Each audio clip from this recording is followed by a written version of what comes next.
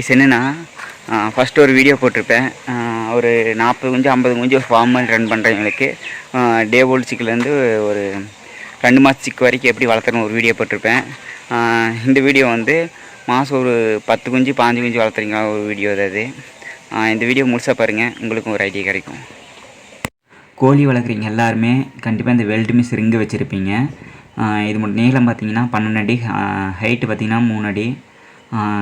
இந்த மாதிரி சின்ன வலை கோழி வலையை வச்சு சுற்றி அடிச்சு விட்ருவோம். ஏன்னா இது வந்து கோழி குஞ்சு வெளியே போகாமல் இருக்கிறதுக்காக.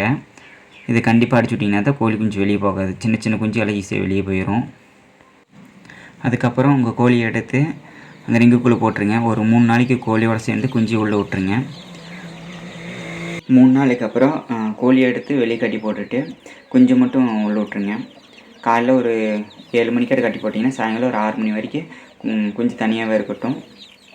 சாயந்தரம் 6 மணிக்கு மேலே கோழி குஞ்சு ஓப்பன் பண்ணி விட்ருங்க. கோழியோடு போயிட்டு தங்கிக்கிட்டோம். அதுக்கப்புறம் நீங்கள் ஒரு கொடா போட்டு மூடிடுங்க. இந்த செட்டப் வந்து வெறும் 10 நாளைக்கு மட்டும்தான். அதுக்கப்புறம் கோழியும் குஞ்சுமே வெளியில் கொண்டு கட்டி போட்டுறணும். முக்கியமான பாயிண்ட் ஒன்று சொல்கிறேன், நோட் பண்ணிக்கோங்க. கோழி குஞ்சுக்கு இந்த அரிசியெல்லாம் குரண பேஸில் அப்புறம் கம்பு குரண பேஸெல்லாம் கொடுப்பீங்க. கண்டிப்பாக அரிசியும் கம்பு கொடுக்கக்கூடாது. கம்புனாச்சும் கொடுக்கலாம், அது ப்ரோட்டீன் கொஞ்சம் அதிகமாக இருக்குது. ஆனால் அரிசி கொடுக்கக்கூடாது. அரிசியில் ரொம்ப ரொம்ப ப்ரோட்டீன் கம்மி. அதனால் கண்டிப்பாக கோழி குஞ்சு கூட செத்து போயிடும். குறுக்கி நின்று அப்படியே செத்து போயிடும். கம்பு ஏன் கொடுக்கக்கூடாதுன்னா அது வளரும், கொஞ்சம் லேட்டாக வளரும் கம்பு கொடுத்திங்கன்னா. ஆனால் கொஞ்சம் லேட்டாக பெருசாகும். அதுவும் இல்லாமல் 10 சிக்கில் எப்படியும் 5 சிக்ஸ் தான் கண்டிப்பாக நீங்கள் வளர்த்தி எடுப்பீங்க. கோழி குஞ்சுகளுக்கு ஃபஸ்ட்டு 20 நாளைக்கு ஃப்ரீ ஸ்டார்டர் மட்டும்தான் கொடுக்கணும். 20 நாளைக்கு மேலே 2 மாதத்து வரைக்கும் ஸ்டார்டர் மட்டும்தான் கொடுக்கணும். வேறு எந்த தீமையும் கொடுக்காதீங்க. இது மட்டும் ஃபாலோ பண்ணுங்க.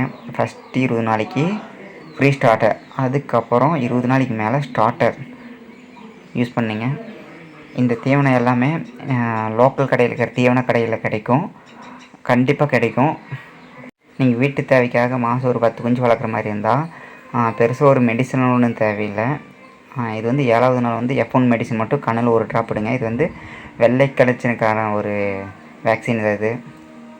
கோழிகளுக்கு 10 நாளைக்கு அப்புறம் நீ வெளியே விட்டு இந்த மாதிரி கட்டி போடணும். கட்டி போட்டு ட்ரிங்கர் கேன் மட்டும்தான் தண்ணி வைக்கணும். கப்புலேயோ இல்லை தொட்டிலையும் தண்ணி வைக்கக்கூடாது. இந்த மாதிரி ட்ரிங்கர் கேனில் தண்ணி வச்சுட்டு இந்த மாதிரி ட்ரேவில் தீனி வச்சுட்டு கோழிக்கு வந்து கால் கெட்டாமல் தலைக்கு மட்டும் எட்டுற மாதிரி தீனியில் வச்சுக்கோங்க. அதுக்கப்புறம் கோழி குஞ்சு தூக்காமல் கீரியோ கழுகோ வராமல் இருக்கிறதுக்கு மேலே வலையோ எதாச்சும் போட்டு கட்டிக்கங்க. நான் வந்து கொழிஞ்ச மரம் எலுமிச்ச மரம் காட்டி வராது, ஏன்னா இது முள்ளு செடி காட்டி கோழி குஞ்சு வந்து தூக்காது. எந்த ஒரு பறவையும் வந்து கோழி குஞ்சு தூக்காது. 2 மாதம் கழித்து வெளி மேட்ச் விடும் போதோ டிவார்மிங் பண்ணிடுங்க. அல்பாமன் டானிக் வச்சு டிவார்மிங் பண்ணிவிட்டு வெளி மேட்ச் விட்டுருங்க. இன்னொரு முக்கியமான பாயிண்ட் ஒன்று என்னென்னா, ஃபஸ்ட்டு ஒரு வீடியோ போட்டிருப்பேன் 40 சிக்கு 50 சிக்கு வளர்த்துனுக்கு. அது ஒரு சப்ஸ்கிரைப் சொல்லிக்கிறார். ஃபஸ்ட்டு நீங்கள் அந்த மாதிரி ஃபாலோ பண்ணி காட்டுங்க ப்ரோ, அப்புறம் நான் வளர்த்திக்கிறேன் சொல்லிவிட்டு இன்றைக்கி 1 or 2 டேஸில் 2 கோழி குஞ்சு பறிக்கும். ஒரு 20-22 சிக்காட்டு வரும்னு நினைக்கிறேன். உங்களுக்கு நான் டே பை டேவாக அப்டேட் பண்ணுறேன். அதை ஃபாலோ பண்ணி நீங்களும் சிக்ஸ் வளர்த்திக்கிங்க. பாய்.